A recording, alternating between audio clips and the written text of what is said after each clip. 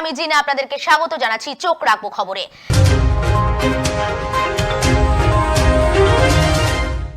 ক্রেতা সচেতনতামূলক প্রয়াসের উপর আলোচনা ও বিভিন্ন সাংস্কৃতিক অনুষ্ঠানের মধ্য দিয়ে বিলোনিয়া পুরাতন টাউন হলে শনিবার আয়োজিত হয় বিশ্ব ভোক্তা অধিকার দিবস। 15ই মার্চ বিশ্ব ভোক্তা অধিকার দিবস। এই দিবসকে কেন্দ্র করে খাদ্য জনসংভরণ ক্রেতা স্বার্থ বিষয়ক দপ্তরের ব্যবস্থাপনায় ত্রিপুরা স্টেট এনএসএস সেল এবং ডিওয়াইএএস এর উদ্যোগে আয়োজিত হয় বিশ্ব ভোক্তা দিবস। বিলোনিয়া পুরাতন টাউন হলে আয়োজিত অনুষ্ঠানের প্রদীপ প্রজ্বলনের মধ্য দিয়ে সূচনা করেন দক্ষিণ জেলার জেলা পরিষদের সভাধিপতি কাকুলি দাস দত্ত। সাথে ছিলেন জেলা শাসক দেবপ্রিয় বর্ধন, দক্ষিণ জেলার মুখ্য স্বাস্থ্য আধিকারিক ডক্টর জগদীশ, মহকুমা শাসক মানিকলাল দাস, দক্ষিণ জেলার যুব ও ক্রীড়া বিষয়ক দপ্তরের আধিকারিক শীল, দক্ষিণ জেলার এনএসএস কমিটির সম্পাদক মিহির কান্তি ঘোষ, দক্ষিণ জেলার খাদ্য জনসংভরণ ও ক্রেতা স্বাস্থ্য বিষয়ক দপ্তরের সহ অধিকর্তা সুমিন কুমার মোরা সিং। প্রদীপ প্রজ্বলনের পর স্থানীয় শিল্পীদের দ্বারা পরিবেশিত হয় গান। এরপরেই দক্ষিণ জেলার এনএসএস কমিটির সম্পাদক মিহির কান্তি ঘোষের স্বাগত আলোচনার পরই ক্রেতা সচেতনতামূলক প্রয়াসের উপর আলোচনা করেন উদ্বোধক তথা দক্ষিণ জেলার জেলা পরিষদের সভাধিপতি কাকলি দাস দত্ত। মঞ্চে উপস্থিত ছিলেন বিশিষ্ট অতিথিরা। আলোচনার পরে আয়োজিত অনুষ্ঠানে উপস্থিত বিদ্যালয়ের ছাত্রছাত্রীদের মধ্যে কুইজ প্রতিযোগিতা সহ মঞ্চে পরিবেশিত হয় নাটক, গান ও নৃত্যানুষ্ঠান। বিজয়ীদের হাতে পুরস্কার তুলে দিয়ে বিশ্ব ভোক্তা অধিকার দিবসের আয়োজিত অনুষ্ঠানে সমাপ্ত হয়। আগরতলা থেকে পায়েল পালের রিপোর্ট, নর্থ ইস্ট খাস খবর। তো এখন যে কনজিউমার প্রোটেকশন অ্যাক্ট সেটা ইনেক্ট করা হয়েছে, সেটা আমরা বলি কনজিউমার প্রোটেকশন অ্যাক্ট 2019। তো কনজিউমার প্রোটেকশন অ্যাক্টে বিভিন্ন ধরনের যে কমিশনগুলি সেগুলি সৃষ্টি করা হয়েছে এটার মাধ্যমে, যেমন district commission, state commission, national commission. মানে যার যদি কোনো কিছু গ্রিভেন্স থাকে সেইগুলি কনজিউমার রাইটস প্রথমে জানতে হবে, জানলে তারপরে বিভিন্ন ধরনের যে কমপ্লেন্ট করার বা গ্রিভেন্স সেগুলি তখনই আসবে। যদি আমরা আমাদের অধিকার সম্বন্ধে সচেতন না হই, তার পরবর্তী যে সমস্ত ব্যাপারে আমাদের যে কমপ্লেন করা বা গ্রিভেন্স জানানো সেটার জন্য আমরা সেটা করতেই পারবো না। তো ভোক্তাদের যেমন বিভিন্ন ধরনের রাইটস আছে, যে জিনিসের প্রোডাক্ট কোয়ালিটি সম্বন্ধে জানা, প্রোডাক্ট হেলদি কি না ওই প্রোডাক্ট ইউজ করা, প্রোডাক্টের যে সমস্ত কোয়ালিটি সেগুলি সম্বন্ধে সচেতন হওয়া।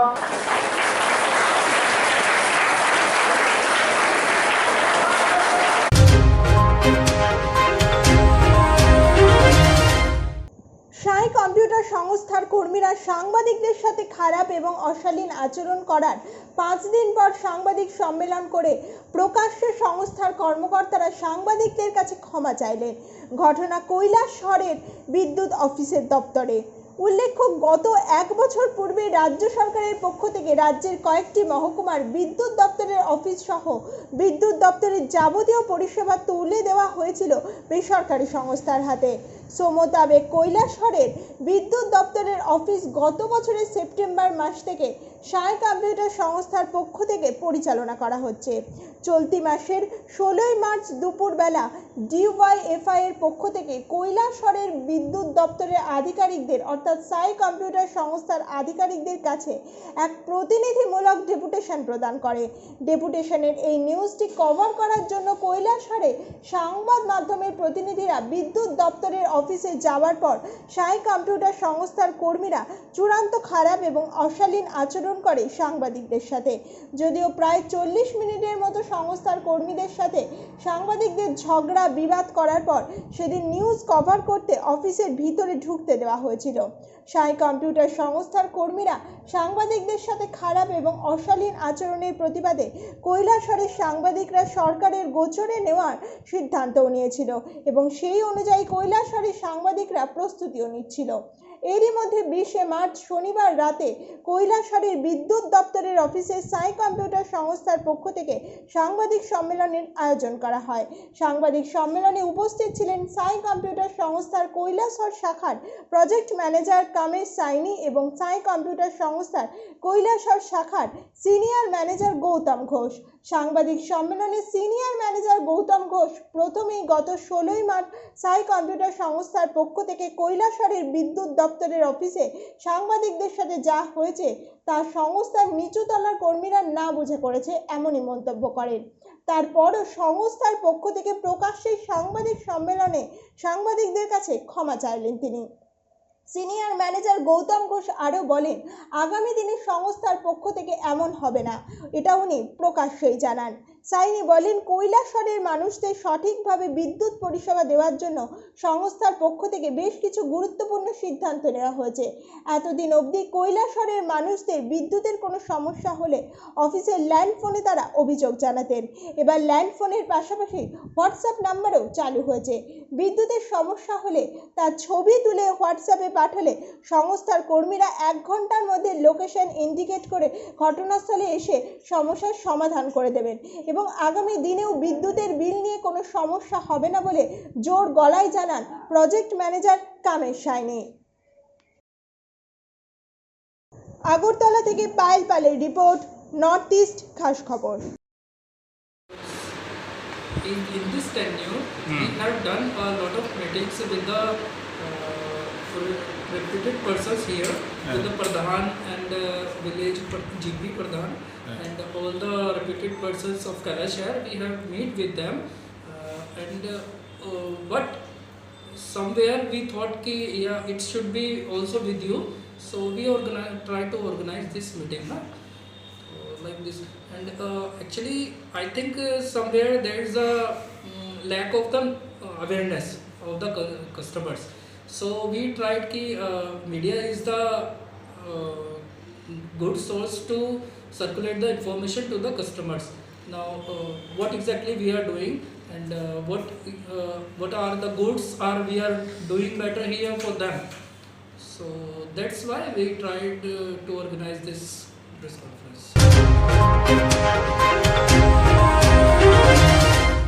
কোভিড মুক্ত ত্রিপুরা গড়তে রাজ্য সরকারের বিভিন্ন শাখা সংগঠন বিভিন্নভাবে কর্মসূচি হাতে নিয়েছে।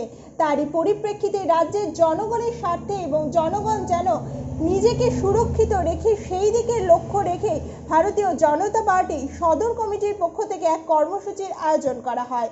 এদিনের কর্মসূচিতে ভারতীয় জনতা পার্টির সদর জেলা সভাপতি অলোক ভট্টাচার্য বক্তব্য রাখতে গিয়ে বলেন, এই দিনটার কথা মনে রাখুন যে আমরা সকালে খবরের কাগজে বা ইলেকট্রনিক মিডিয়ায় করোনার প্রতিষেধক কবে আসবে সে খবর নিতে চোখ রাখি।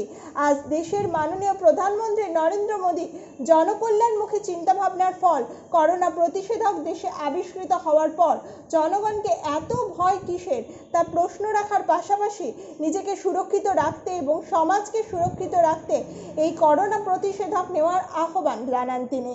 এদিনের কর্মসূচিতে দলীয় কর্মী সমর্থকদের উৎসাহ এবং উদ্দীপনা ছিল লক্ষণীয়। আগরতলা থেকে প্রবীর দেববর্মার রিপোর্ট, নর্থ ইস্ট খাস খবর। আমাদের আজকের এই প্রচার সম্পূর্ণ অরাজনৈতিক।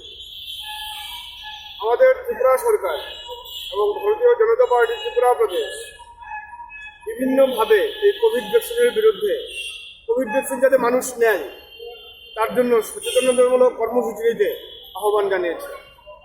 আমরা সদর জেলা বিজেপির পক্ষ থেকে এই সচেতনতামূলক কর্মসূচি নিয়েছি।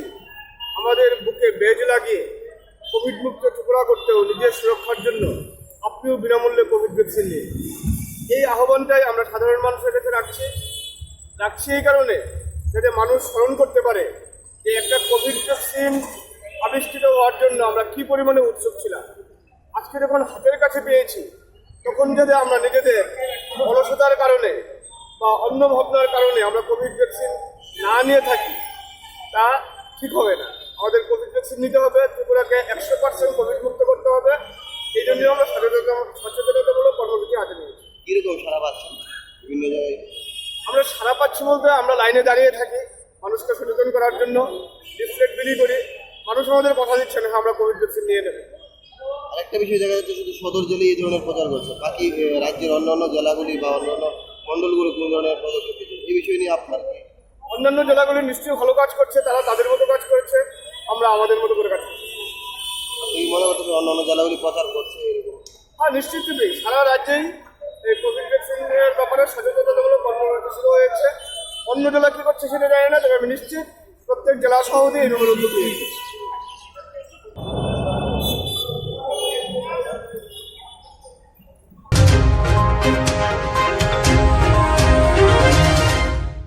লড়াই আমাদের, সহযোগিতা আপনাদের, এই আহ্বানে বামপন্থী যুব সংগঠন ডিওয়াইএফআই বড়পাথারি অঞ্চল কমিটির ডাকে শহীদ ভগৎ সিং এর শহীদ দান দিবসকে সামনে রেখে রবিবার অনুষ্ঠিত হয় এক রক্তদান শিবির।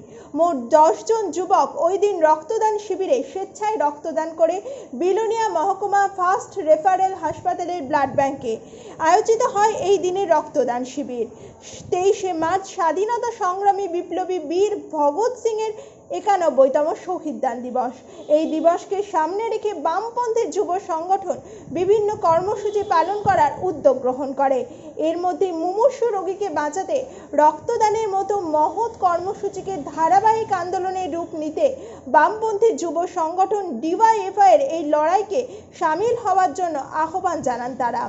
এই দিনের আয়োজিত শিবিরে ছিলেন মহকুমা কমিটির যুব সংগঠনের সভাপতি রিপু সাহা ও সম্পাদক মধুসূদন দত্ত, মহকুমার কৃষক সভার নেতা বাবুল দেবনাথ, বড়পাথারি অঞ্চল কমিটির গণ আন্দোলনের নেতা তপন সরকার, বড়পাথারি অঞ্চল কমিটির যুব সংগঠনের নেতৃত্বরা।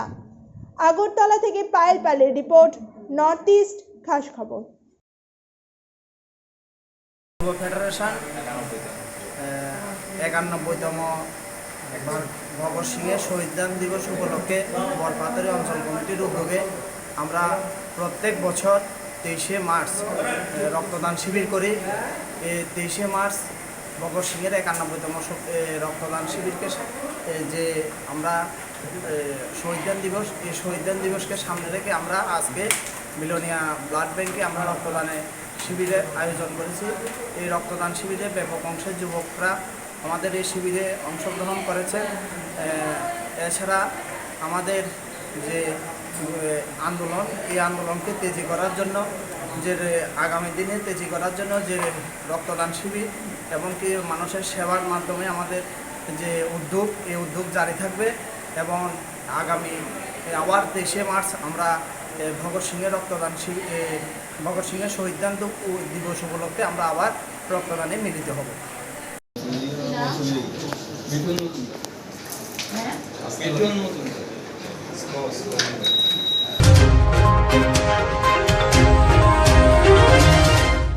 রবিবার ত্রিপুরা রাজ্য এনএসএস ইউনিট, রাজ্য ক্রীড়া ও যুব কল্যাণ দপ্তরের উদ্যোগে এবং খাদ্য ও জনসংভরণ দপ্তরের সহযোগিতায় অনুষ্ঠিত হয় গোমতী জেলাভিত্তিক বিশ্ব ভোক্তা অধিকার দিবস।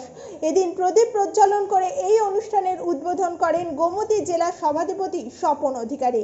এছাড়া অন্যান্যদের মধ্যে উপস্থিত ছিলেন উদয়পুর পুর পরিষদের বিদায়ী চেয়ারপারসন শীতল চন্দ্র মজুমদার, ইউনাইটেড নেশনালস ভলান্টিয়ার তথা নেহেরু যুব কেন্দ্র গোমতী জেলার কোঅর্ডিনেটর সুস্মিতা রায়, উদয়পুর নেতাজি সুভাষ মহাবিদ্যালয়ের ভারপ্রাপ্ত অধ্যক্ষা রীতা দাসনায়ক প্রমুখ।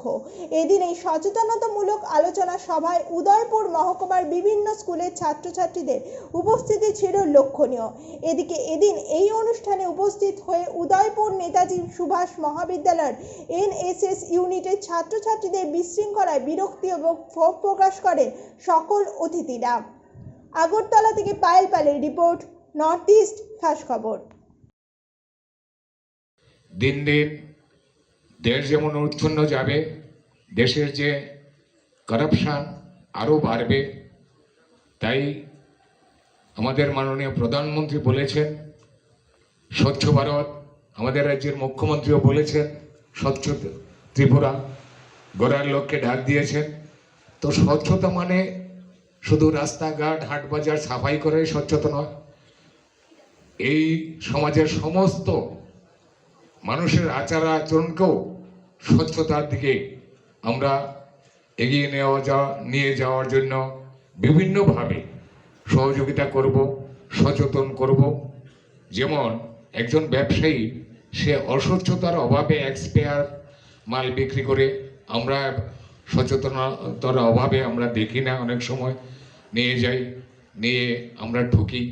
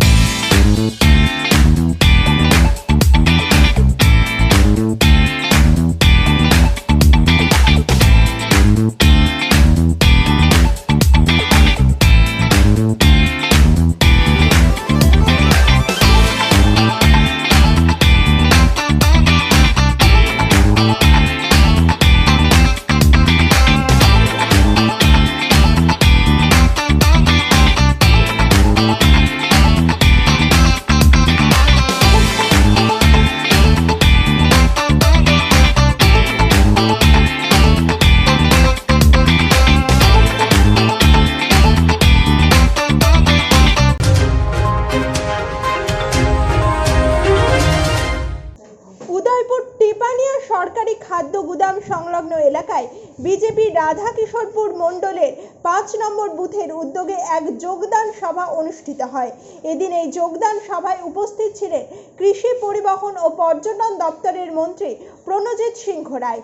এছাড়া অন্যান্যদের মধ্যে উপস্থিত ছিলেন বিজেপি রাধাকিশোরপুর মণ্ডল সভাপতি প্রবীর দাস, বিজেপি গোমতী জেলা অফিস সম্পাদক ত্রিদীপ কান্তি দাস, কিষাণ মোর্চার গোমতী জেলা সভাপতি তপন দাস, বিজেপি রাধাকিশোরপুর মণ্ডলে এসসি মোর্চার সভাপতি মানিক দাস, টেপানিয়া গ্রাম পঞ্চায়েত প্রধান অমিতা মল্লিক গোস্বামী প্রমুখ। এদিন এই যোগদান সভায় দলীয় কর্মী সমর্থকদের উপস্থিতি ছিল লক্ষণীয়। এদিন এই যোগদান সভায় বিরোধী দলের 30 জন ভোটার বিজেপিতে যোগদান করেন। আগরতলা থেকে প্রবীর দেববর্মার রিপোর্ট, নর্থ ইস্ট খাস খবর। দাবি করি বিগত দিনের সরকার যা করেছিল আর 3 বছরের সরকারে করার পেছনে প্রথমত আপনাদেরকে এক হিংসামুক্ত পরিবেশ দেওয়ার ব্যবস্থা আমাদের সরকার করেছে। আমাদেরকে স্বাধীন কথা বলার অধিকার দেওয়া এই সরকার দিয়েছে। প্রতিদিন রোজ মিটিং মিছিল করতে বাধ্য করা থেকে আপনাদেরকে রক্ষা করেছে। প্রতিদিন কোনো না কোনো ভাবে চাঁদা দেওয়ার হাত থেকে আমাদের দল আপনাদেরকে রক্ষা করেছে। এ কথা বললে হবে না। বাড়ির থেকে কেউ যদি বেরিয়ে যায় কাজে কর্মে কোথাও, তাকে ফিরতে হবে কোনো অজানা আশঙ্কার মধ্যে। এই সরকার সেটা করবে। একটা গরিব পরিবার সারা ভারতবর্ষের সঙ্গে রাজ্যে প্রাথমিক চাহিদা কি, যেটা আগেও ছিল কিন্তু কেউ তা ভাবেনি। ভেবেছে কে? ভেবেছেন ভারতবর্ষের প্রধানমন্ত্রী নরেন্দ্র মোদীজি, যে গ্রামীণ এলাকার মানুষকে যদি সত্যিকারে অর্থনৈতিক দিকে তাদেরকে যদি উপরে ওঠাতে হয়, এক এক ধাপে ধাপে তাদের ভিন্ন কিছুর সঙ্গে তাদেরকে যুক্ত করতে হবে। পানীয় জল, অটল জলাধার প্রকল্পে আমরা অনেক অনেক গ্রাম থেকে শহরে পৌঁছাতে পেরেছি। যতটুকু বাকি আছে সেটা আগামী কিছু দিনের মধ্যে প্রত্যেকের বাড়িতে আমরা পৌঁছাবো।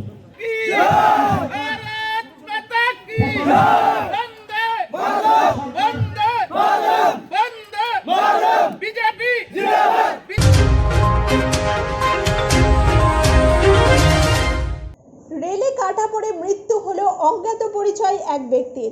ঘটনা রাজধানীর সাধু টেলার ওভারব্রিজ সংলগ্ন এলাকায়। স্থানীয় মানুষ মৃত ব্যক্তিকে শনাক্ত করতে পারেনি। বর্তমানে মৃতদেহটি হাসপাতাল মর্গে রয়েছে।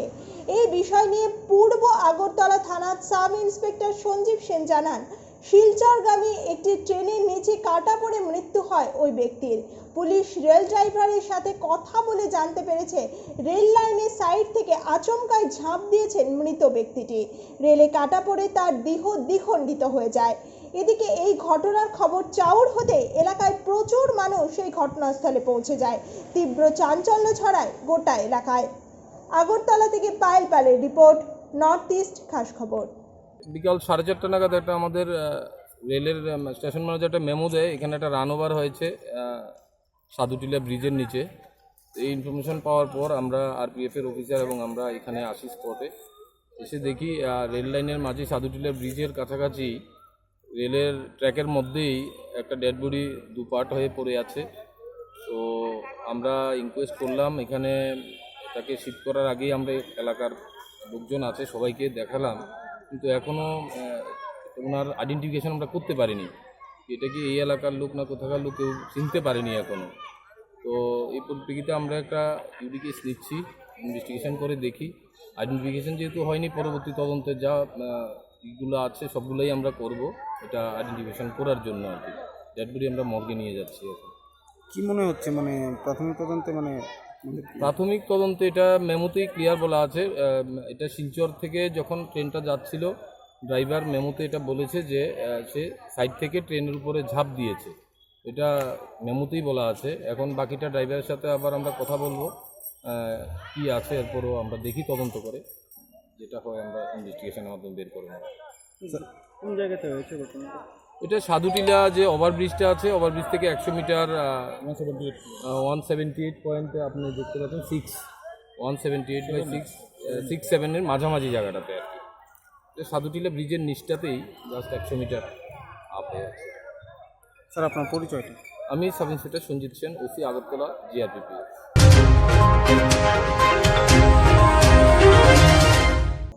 শহীদ ভগৎ সিং এর শহীদদান দিবস উপলক্ষে বামপন্থী যুব সংগঠন ডিওয়াইএফআই এবং টিওয়াইএফআই এর উদ্যোগে রাজধানী স্টুডেন্ট হেলথ হোমে স্বেচ্ছায় রক্তদান শিবিরের আয়োজন করা হয়। এদিন অনুষ্ঠানে উপস্থিত ছিলেন ডিওয়াইএফআই এর রাজ্য সম্পাদক নবারুণ দেব এবং সিপিআইএম এর পশ্চিম জেলা কমিটির প্রাক্তন সম্পাদক পবিত্র কর। এদিন বক্তব্য রাখতে গিয়ে পবিত্র কর রাজ্যে রক্তদানকে উৎসবের মতো পালন করা বামপন্থী ছাত্র যুব সংগঠনই শিখিয়েছে এমন কথাও উল্লেখ করেন। সকল স্তরের মানুষকে এই রক্তদানে নিয়ে আসার ক্ষেত্রে তাদের গুরুত্ব অপরিসীম। রক্তদান একটি মহৎ দান। রাজ্যে যেন কোনো মুমূর্ষু রোগী রক্তের অভাবে মারা না যায়, তার জন্য বামপন্থী ছাত্র যুব সংগঠনগুলো সব সময় রক্তদানের কর্মসূচি গ্রহণ করে থাকেন। রক্তদানের কর্মসূচিটি এক্ষেত্রে অত্যন্তই প্রশংসনীয়। শহীদ ভগৎ সিং এর শহীদদান দিবসকে শ্রদ্ধা জানিয়ে রক্তদান শিবিরের আয়োজন করা খুবই গুরুত্বপূর্ণ, কেননা স্বাধীনতা সংগ্রামে দেশের মানুষকে ইংরেজদের হাত থেকে মুক্ত করতে ভগৎ সিংহ সহ অনেকেই রক্ত ঝরিয়েছেন। তাই তাদের প্রতি শ্রদ্ধা জ্ঞাপনের জন্যই আজকের এই রক্তদান শিবির, এমন অভিমত ব্যক্ত করেছেন পবিত্র কর। আগরতলা থেকে প্রবীর দেববর্মার রিপোর্ট, নর্থ ইস্ট খাস খবর। শহীদান দিবস 23শে মার্চ। শহীদান দিবস উপলক্ষে সদর ডিওয়াইএফআই আজকে এই স্টুডেন্টস হেলথ হোমে রক্তদান শিবির আয়োজন করেছে। আমি ধন্যবাদ জানাবো যুব ফেডারেশনকে। এখন রক্তের প্রচণ্ড সংকট, এই সংকটের দিনে তারা এই শিবির করেছে এবং আমাদের প্রতি মুহূর্তেই দেখা যায় মনুষ্যকে রক্তদান করার জন্য ডিওয়াইএফআই আমাদের ভরসা, এসএফআই আমাদের ভরসা। ব্লাড ব্যাংক থেকেও ডাইরেক্টলি যোগাযোগ করেন যে আপনারা একটু সাহায্য করেন, এটা ভালো। ফলে সেদিক থেকে এইরকম একটা গুরুত্বপূর্ণ দিনকে সামনে রেখে এই রক্তদান শিবির। বিপ্লবী বীর তিনি ছিলেন ভগৎ সিং, আমাদের দেশের স্বাধীনতা আন্দোলনের অন্যতম যোদ্ধা। তিনি প্রথম বিপ্লব দীর্ঘজীবী হোক, ইনকিলাব জিন্দাবাদ স্লোগান ভারতবর্ষের মাটিতে দিয়েছিলেন।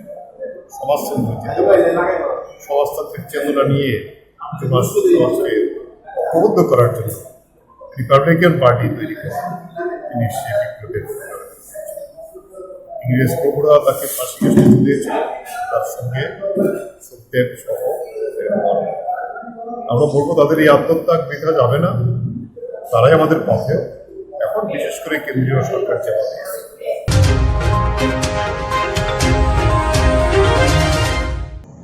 রাজ্যের বিভিন্ন জায়গায় এডিসি নির্বাচনকে সামনে রেখে অনাকাঙ্ক্ষিত ঘটনা ঘটছে।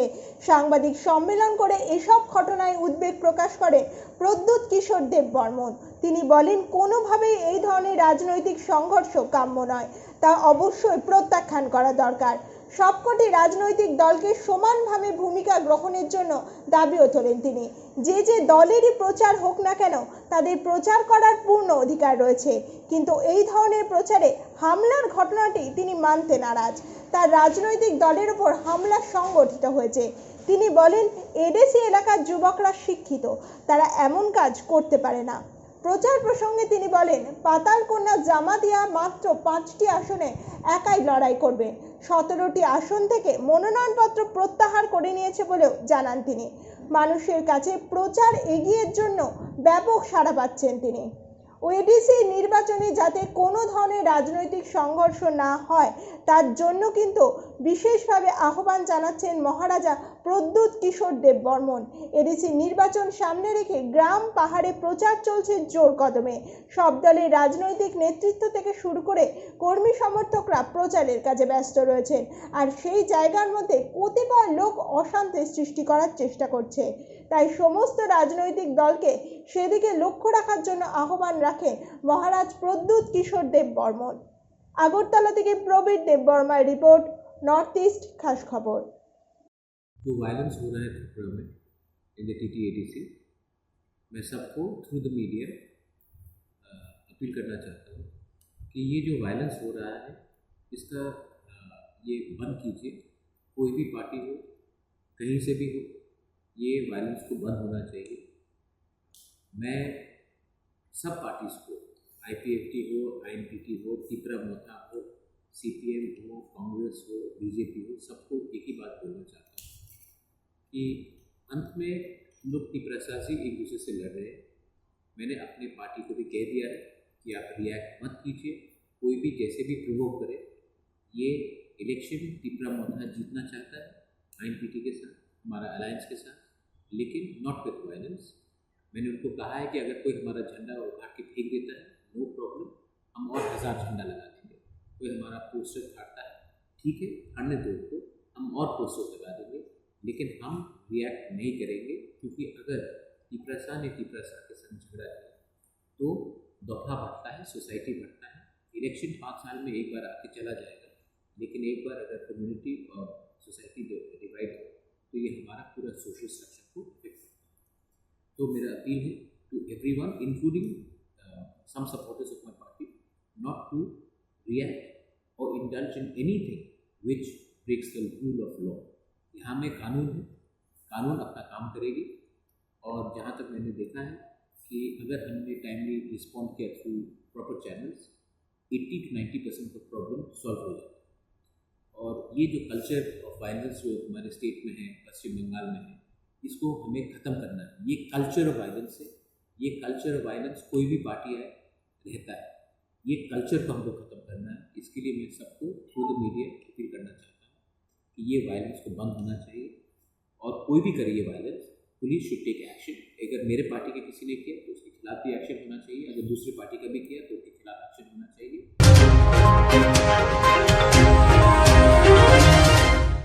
রবিবার মাননীয় বিধায়ক শ্রী সুদীপ রায় বর্মন মহাশয়ের অনুপ্রেরণায় উর্মিলা হেলথ কেয়ার ডায়াগনস্টিক সেন্টারের ব্যবস্থাপনায় মেগা হেলথ ক্যাম্পের আয়োজন করা হয় শ্যামলী বিপণী বিতান মার্কেটে। এদিনের অনুষ্ঠানে প্রধান অতিথি হিসেবে উপস্থিত ছিলেন বিধায়ক সুদীপ রায় বর্মন। এদিন বক্তব্য রাখতে গিয়ে বিধায়ক জানান, রাজ্যের গরিব অংশের মানুষরা যেন স্বাস্থ্য পরিষেবা পায়, সেই দিকে লক্ষ্য রেখেই এই স্বাস্থ্য শিবিরের আয়োজন করা হয়েছে। সবার কাছে স্বাস্থ্য পরিষেবা পৌঁছে দেওয়ার লক্ষ্যে আগামী দিনেও এই ধরনের শিবির Urmila health care diagnostic centre আয়োজন করবে বলে আশা ব্যক্ত করেন তিনি। এদিনের অনুষ্ঠানে এলাকাবাসীর উপস্থিতি ছিল লক্ষণীয়। আগরতলা থেকে প্রবীর দেব বর্মার রিপোর্ট, নর্থ ইস্ট খাস খবর। উর্মিলা কেয়ারের উদ্যোগে এবং আমাদের আহ্বান আজকে কিছু পেশেন্ট এখানে এসছে, এবং দুজন রিনাউন্ড ডক্টর হায়দ্রাবাদ থেকে, ডক্টর ওঝা এবং ডক্টর কামলাই, ওনারা এসছেন। একজন হচ্ছে আগের বিশেষজ্ঞ এবং আরেকজন এসছেন। তো ওনার সঙ্গে ইন্ট্রোডাকশন হওয়ার পর আমি বললাম, অনুরোধ করলাম আমার এলাকায় একটা হেলথ শিবির করার জন্য। দিল্লি রাজি হলেন। উদ্দেশ্য মূলত একটাই, যে কোভিড-19 যে সমস্ত পেশেন্ট মারা যাচ্ছে বা মারা গেছে, দেখা গেছে অ্যাডমিশন তো হয় ধরুন শ্বাসকষ্ট নিয়ে, এবং শ্বাসকষ্ট দূর করানোর জন্য পেশেন্টকে স্টেরয়েড দিতে হয়, এবং স্টেরয়েড যখন দেয় তখন তার ব্লাড সুগারটা বেড়ে যায়, প্রচণ্ড বেড়ে যায়। বেড়ে যাওয়ার পর যাদের সুগার রয়েছে, বেড়ে যাওয়ার পর বাকি মাল্টিপল অর্গানসকে, ভাইটাল অর্গানসকে এটা এফেক্ট করে, যার প্রেক্ষিতে মারা গেছে এবং মারা যাচ্ছে। এরকম একটা স্ক্রিনিং করে নিলে যত মানুষ বেশি স্ক্রিনিংয়ের আওতা আসবে, শুধু আজকেই না, বিভিন্ন জায়গায় গিয়ে নিজের ব্লাড সুগার, প্রেশার, ওয়েট, সমস্ত কিছু এগুলো যদি চেক আপ করা হয়, তাহলে ধরুন নিজেও একটু অ্যালার্ট থাকবে এবং ডাক্তার কাছ থেকে পরামর্শ নিয়ে কিংবা ওষুধ নিয়ে প্রেসক্রাইব করে ওষুধ খেতে পারবে। এই উদ্দেশ্যে নিয়ে আজকে এখানে একটা আমাদের হেলথ ক্যাম্প করা, উর্মিলা নার্সিং হোম কেয়ারের উদ্যোগে আমাদের আহ্বানে। তো খুব ভালো লাগছে। এখন পর্যন্ত প্রায় মোর দেন 60 সামথিং পেশেন্ট অলরেডি এখানে রেজিস্ট্রেশন করিয়েছেন, আরও হয়তো আসবেন। I am grateful to doctor রোজার, ডাক্তার কম্পে এবং উর্মিলা নার্সিং হোম কেয়ারে যে এরকম একটা সুন্দর একটা অনুষ্ঠান এখানে সংগঠিত হয়েছে।